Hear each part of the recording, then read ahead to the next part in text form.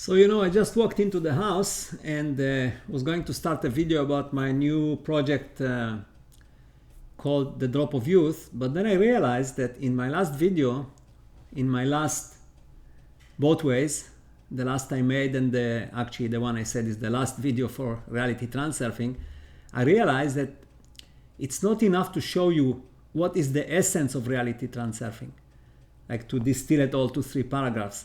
I also need to give you some tools to be able to implement it.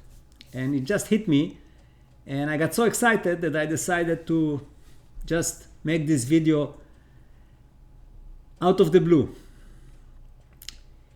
So, reality is always real. Now, you may say, well, of course it's real. It's a no-brainer, but it's not that simple. If you understand what I mean by reality is real, you will be able to implement these things much easier. It's one of those great secrets that Vadim calls the great secret hidden in plain sight. It's right in front of you, and because it's there, you don't see it. Because when you hide it, you will usually find it. But if it sits in front of you, you don't see it. So, first of all, in order for reality to be real and feel real, it must execute everything in a natural way. And when I say natural, I mean for our perception, of course. And I will give you some example actually from the Torah, which is the first part of what you call the Old Testament. And the reason I want to give you those examples because usually there is lots of wisdom there. And if you read it properly, you can learn quite a bit. And it has nothing to do with religion. So you see when God splits the Red Sea for the Israelites who are chased by the Egyptians, it says, I translated that, so maybe it's not precise, but it's quite accurate.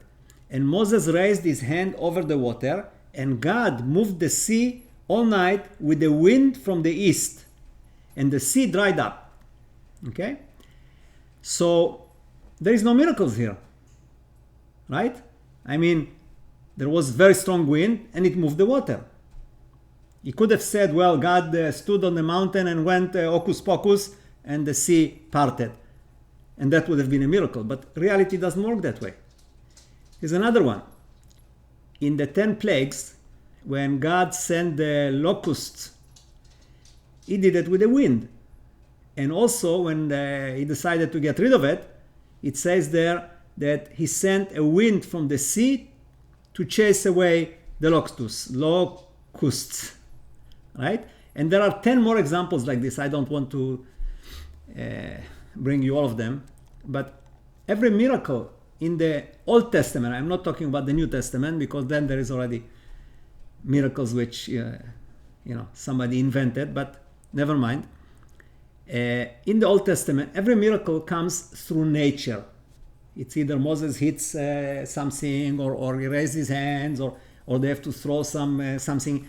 It's never a miracle where like all of a sudden it happens. I'll give you another example before that. Now, why is that important? Because everything happens in a sneaky, natural way. And that's the reason you must bring it under the line. Remember I showed you the virtual line? What's above the line is not possible and what's under is possible. You have to bring it under the line because reality is not going to execute any miracles. If you think it's a miracle, it's not going to happen. Because as long as it's above the line, you expect a miracle to happen. And it won't. Another example. Let's say somebody is very ill, dying. And let's say you have the spiritual vitality to save them. Right? And you do something, whatever it is. And all of a sudden, reality is not going to make them well out of the blue. They're not going to wake up and be well. It doesn't work like that again. What may happen is it will create a scenario that will look completely natural. And you will never get the credit, right? They may get a call from their doctor telling them that a new medication was just approved by the FDA and it will save them. You actually created that miracle or whatever, right? But to them, the execution came through nature, through a natural way.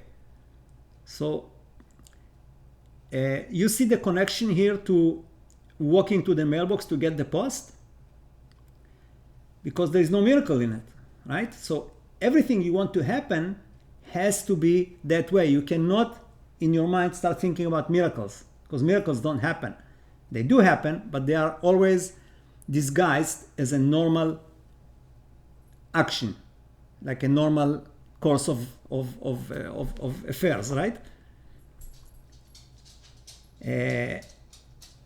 Now, I really hope that I explained this well and you grasp it, because this is a really big deal. It's a very big deal. Because if you can put the whole thing together and realize that nothing is separate, it's all the same. Whether you walk to avoid some water puddles and you stay dry, and it's nothing, not a miracle for you, but you wanted to stay dry and you stayed dry. Because why? You walked around the puddles. There's no difference between this and something that you consider a miracle. It's all the same.